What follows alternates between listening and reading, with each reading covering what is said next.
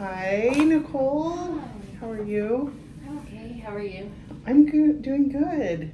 I know we talked a little bit on the phone. And so before we kind of get into your session and while you're here, I just still wanted to go over a little housekeeping that, again, we talked about a little bit on the phone, but just to familiarize and kind of make it fresh in your mind. One of the important things is to remind you that I'm a MFT trainee, and what that means is that I have a supervisor, Amy Barnett, who I talk about all my cases with, and she and I collaborate together, and both of us keep confidentiality in all that we discuss. So I just wanted to let you know that.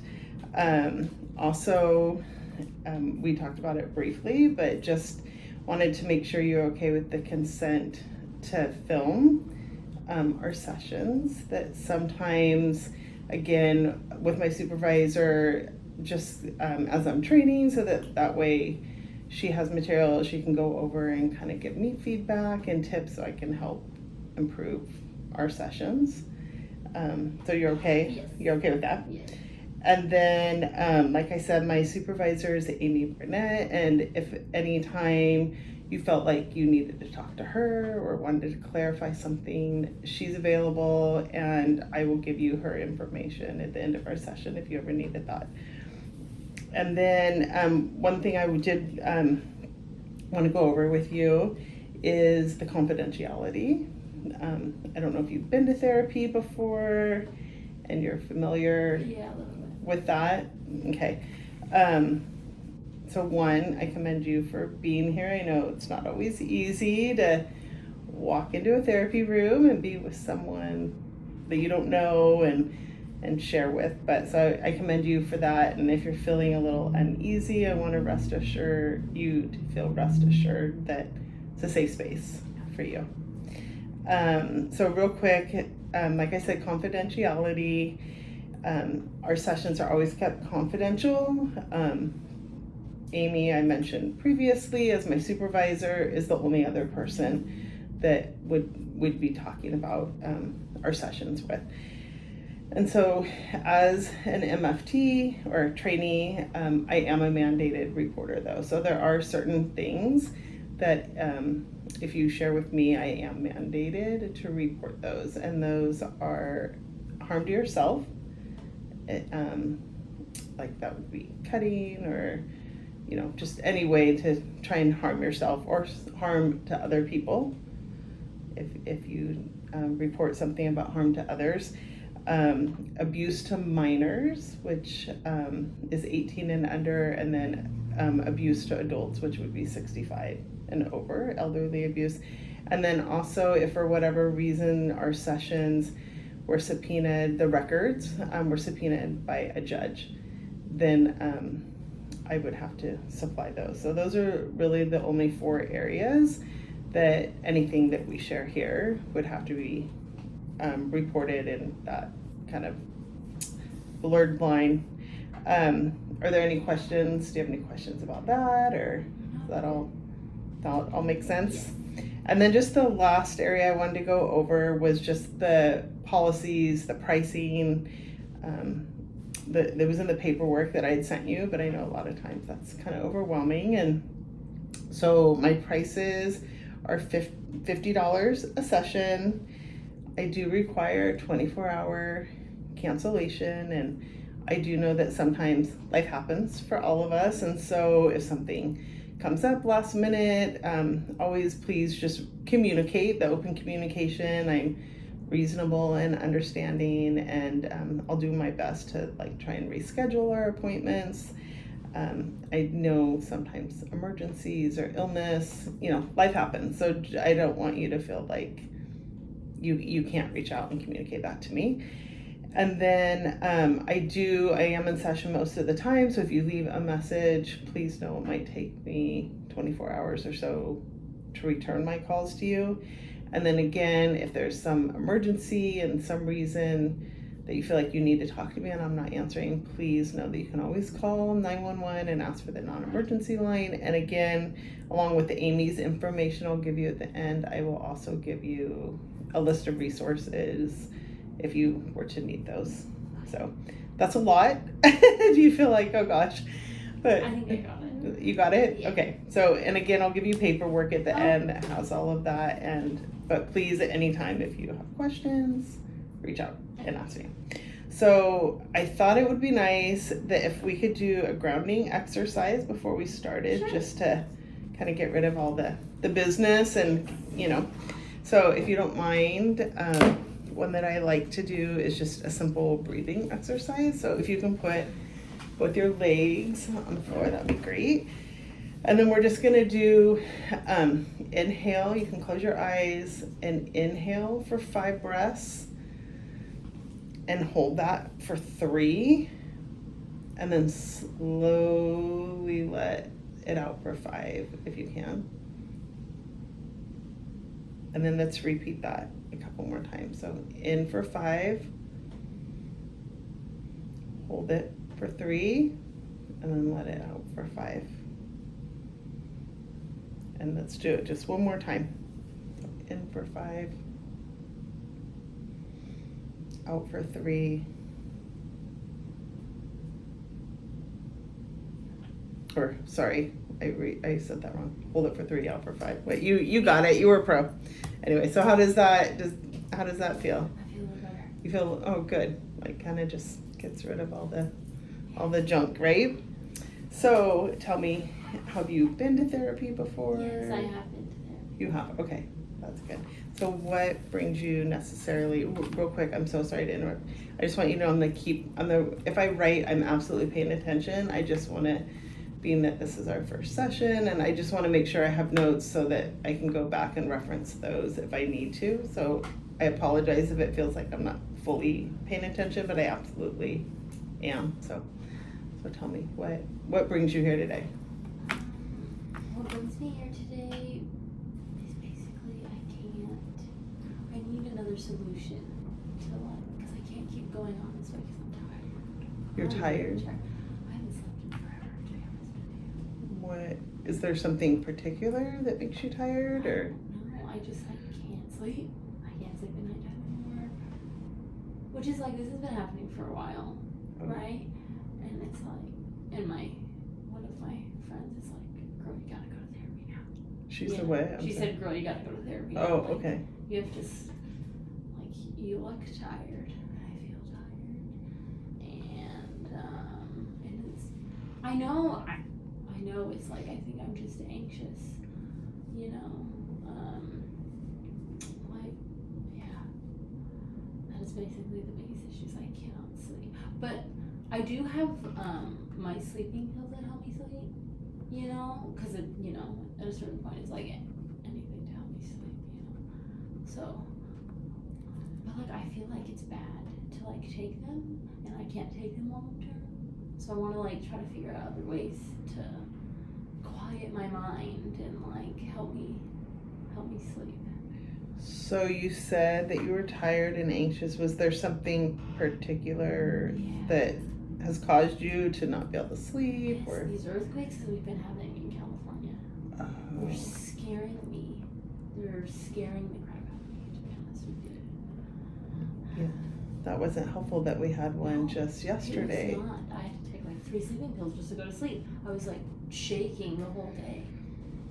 And what is it about earthquakes that gives you such anxious feelings? They come out of nowhere. That the earthquake comes out of yeah, nowhere? Or? You could be doing your daily life and they just come out of nowhere and they ruin everything. And it's just so scary, and there could be dead. Some of these earthquakes can be super huge. I don't know if you've ever done research on earthquakes before, but some of them can get really big and cause mass destruction. Have you ever experienced that? Have you ever experienced the destruction of a large earthquake? Tell me. Back when I was living in Colombia, I was around, I think I was 18. I think I was 18. No, maybe 17. we had a really big earthquake, and unfortunately, like I lost a few people that were really close to me because of the earthquake, and like my anxiety and stuff was really bad, right? But then we moved here, and then like it got a lot better.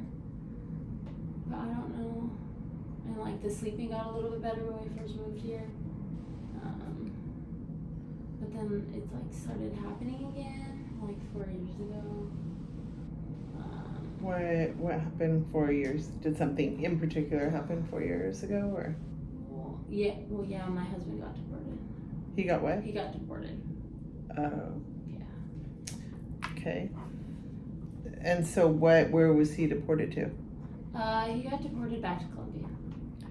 And so did that leave you here alone, or so you're here I mean, alone? I have friends and stuff over here, but I mean, when we moved here,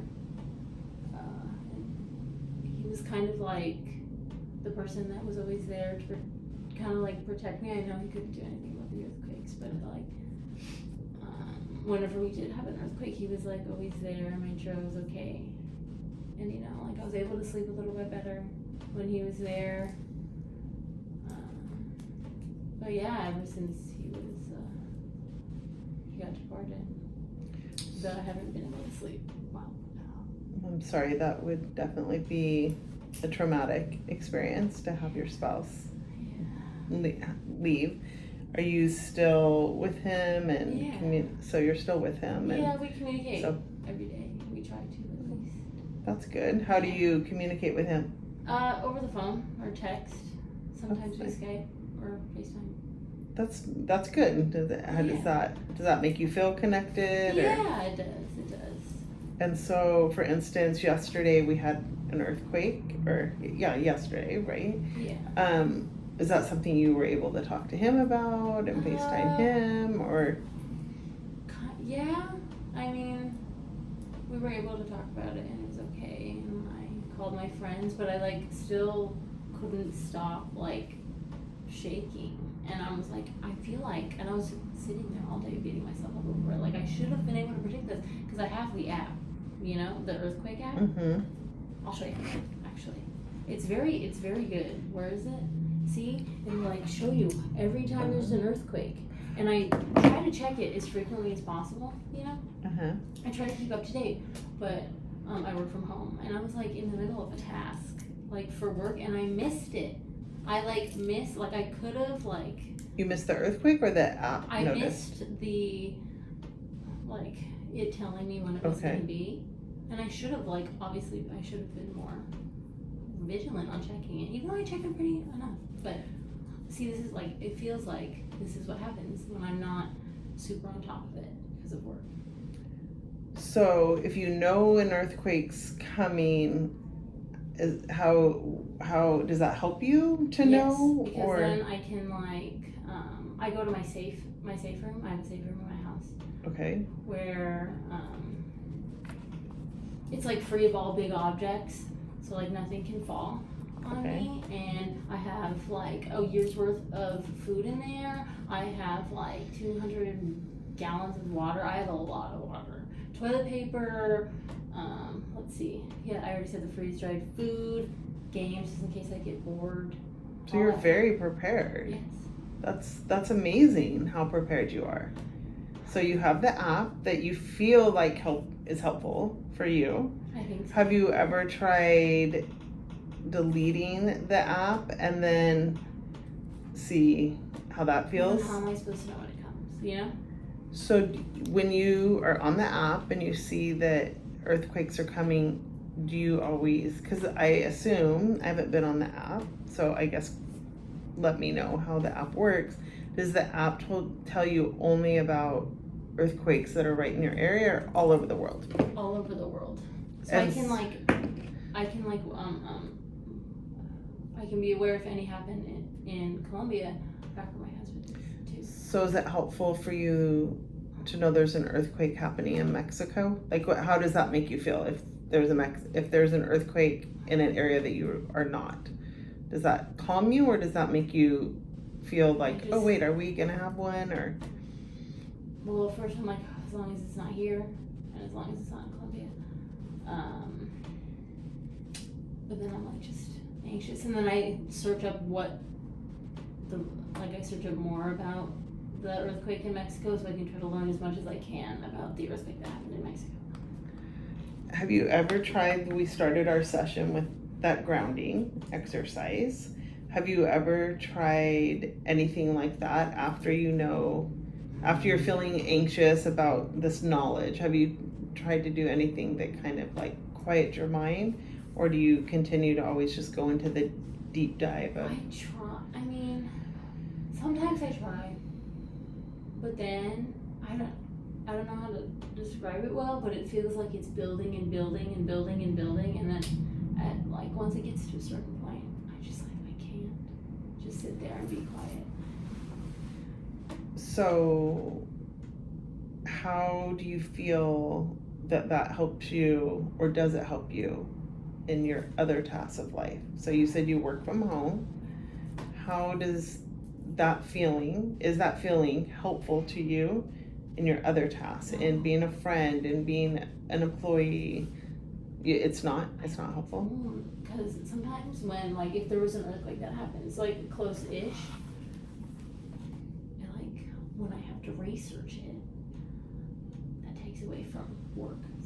Most of the time it takes away from work. I try to do it really quick. I try to just take the 10 minutes and limit myself to 10 minutes of deep dive research and then get back to work. Mhm. But that doesn't always help.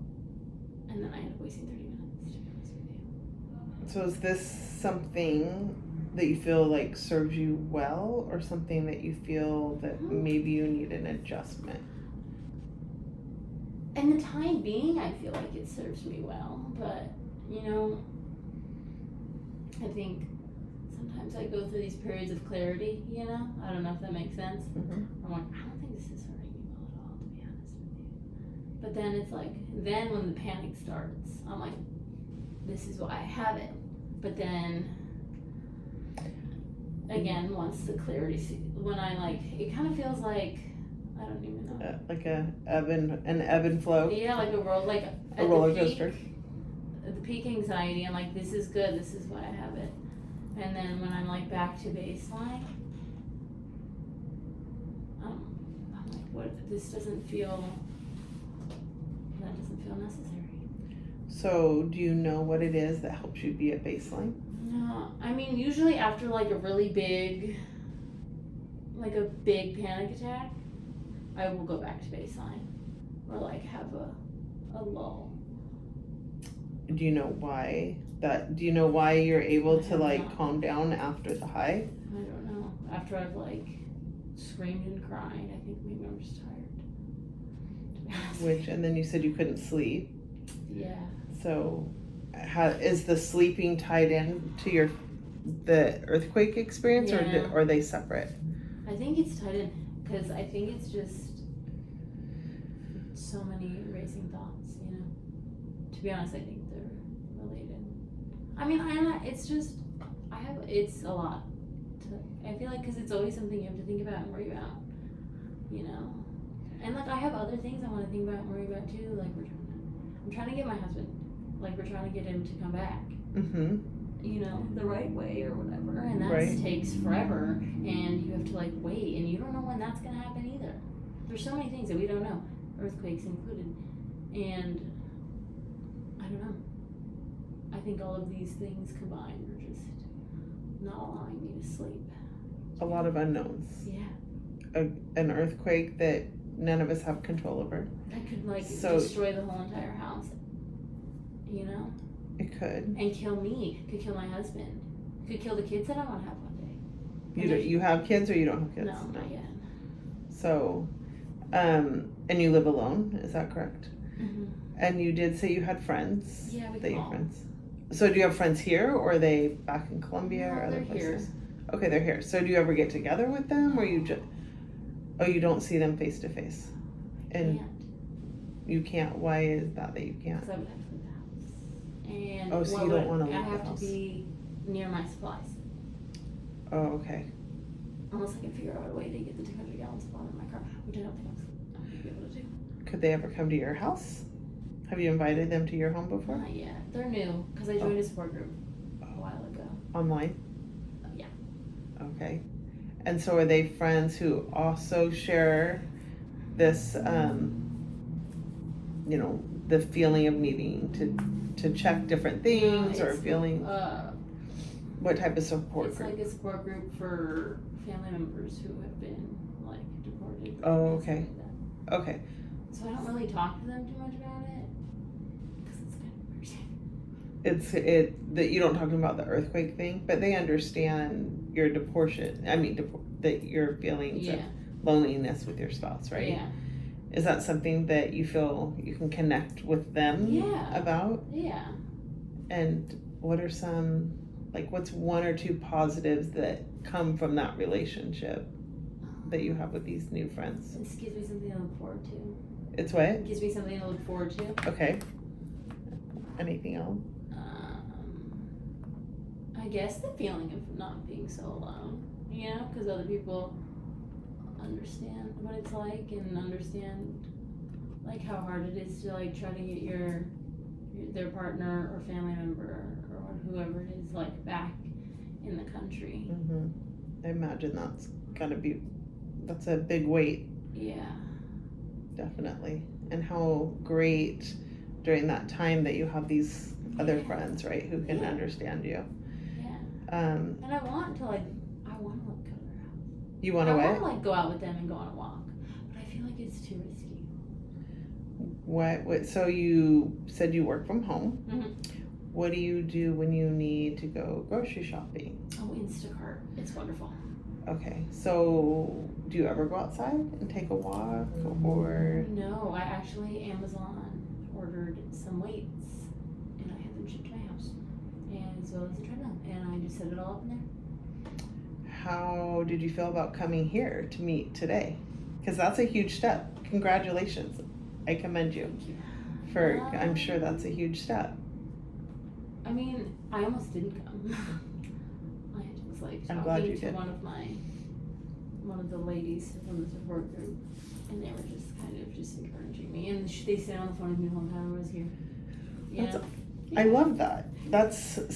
These people are amazing. Like they wanna hold your hand Yeah. along the way. That's so fantastic. Yeah. How did that feel? I didn't really help. I mean, it helped a little because it like gave me some accountability, you know. But like the anxiety was still at like probably a 9 out of 10. I'm sorry. How do you feel right now? Probably like a 7 out of 10. That's amazing. Yes. It's going down. Yeah. So that's good, right? Yeah. I mean, you can't expect it to be gone overnight. Yeah. That's so great. I am happy to hear that. So, what would you be open to maybe one of these friends who want to support you and talking to you to also then saying like, would you want to come meet even right outside your home or sit on, depending on where you live, like kind of that baby step. You took an amazing step to come here today, right? And to like try and address your concerns, which is amazing. Do you think, seeing that you went from a 9 to maybe a 7.5, that maybe you would be willing to have that same friend or that same group of friends who you know are there, who they understand you? Do you think you would be, how open you would be to maybe having those same people, so you know what to expect, right? You don't have to feel like, oh, this is weird to tell them, you know, Yeah. my anxious feelings. Yeah. Just to have, like, what would that feel like to you if you said, hey, you know, whatever your friend's name, Rebecca, do you want to come over, even to come over and play games on Friday night? Yeah. How would that feel? I think I could do that as long as they came to my house because I have like all the stuff, you know. Right. I think that would be able to do that. So that might make you feel good, I or think so. so I honestly don't know. I haven't really I haven't invited invited a friend over for an hour. I was like, what that's like. That might be exciting, right? Yeah. To have someone. But then it's like, they're gonna see it. They're gonna see my stash of dried. They're gonna see my panic room or my safe room, and they're gonna judge me. Why do they have to see it? Is it out in the open? No, but what if they like just stumble upon it? I think that's kind of embarrassing. They're gonna judge me. They would. They're gonna judge me. What have they given you other reasons to think that they might judge you? No, I guess not. But these are the things that I think about. Because I thought about it. I was like, we should just bite the bullet and invite someone over. You don't even have to leave your house. But then it's like, they're gonna find, like, they're gonna judge me. They don't know too much of the extent of, like, how deep it goes, kind of. And, like, how I don't tell them I don't go to the grocery store. Right. You know? So I feel like they're gonna find me out. Because, like, what if they come home and they suggest we go on a walk? Or they suggest we go out? And then I'm gonna have to say no. And then they're gonna find Well, me out. that's okay. Let's take those worries apart. Let's dissect them. If they saw your panic room and judged you, what do you think they'd be judged? What is there to judge you about your preparedness? That it's irrational. Because I know that it's irrational. Doesn't stop it from like keeping me up at night. But like I do know that this fear, however it can be destructive, it's not rational. Because I've gone to therapy before. I've been told it was very rational. So can you be prepared and have that not be irrational? I mean, we probably in our pantries have more food than just for a meal, right? So does being prepared have to be seen as irrational? I personally don't think so. So if you don't, you think maybe they wouldn't? I don't know. I always kind of thought it was like one of those things that people would judge me for. Because it doesn't feel typical. Mm-hmm. Like I don't see everybody else preparing, you know? Right. But maybe And- it is. It could be. I mean, these women seem like they're supportive of you Yes. in coming here. Yes. So, chances are, if they felt judgmental, maybe they wouldn't be on the phone being this amazing support to you as you came to That's something that was true. hard for you. That's true. I haven't thought about it that way. So, I mean, maybe that's just something to think about, not something you have to do, obviously. Oh, it's definitely Maybe something I've to thought about. think about. And, you know, maybe if you're afraid or worried about having them over and going outside, maybe you invite them over at night, where they wouldn't maybe say go outside. Yeah. Like to, set some parameters that might make you feel safe. Does that make sense? So have them over at 8:30 at night to play games for an hour. Yeah. Or Oh, that's a good I don't know. idea. another thing you talked about was your sleeping pills. Mm-hmm. And so is that something that was prescribed to you? How did the sleeping pill Yeah. situation come about? Well, it's actually quite easy. I called my doctor and said, hey, I'm having some trouble sleeping. He was like, hey, you can take these. Okay. They're in my pharmacy in no time. Cost me 25 cents. 25 cents? Because of my insurance. Oh, wow. Covered them, yeah. That's amazing insurance. Yeah. That's amazing. And how long have you been taking your sleeping pills? Maybe about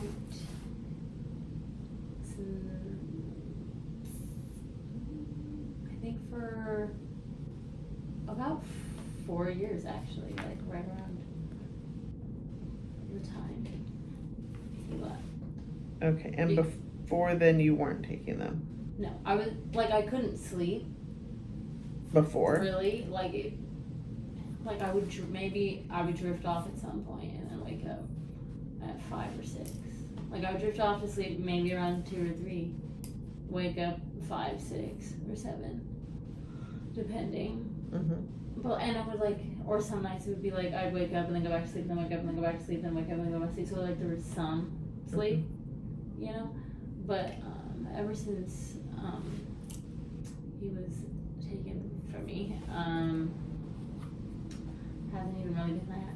It's usually just been like maybe I sleep for an hour, you know, and then wake up and just lie there with my eyes closed. That's hard. That's hard because you're never really getting a good reset of your mind and body, and so now you're taking these sleeping pills. Do you feel like you feel rested? Are you taking? No. I mean, I sleep. They knock me out cold within an hour, but like the next day, it's like I'm moving through Jello the whole next day. Sometimes. That's a great analogy. Yeah.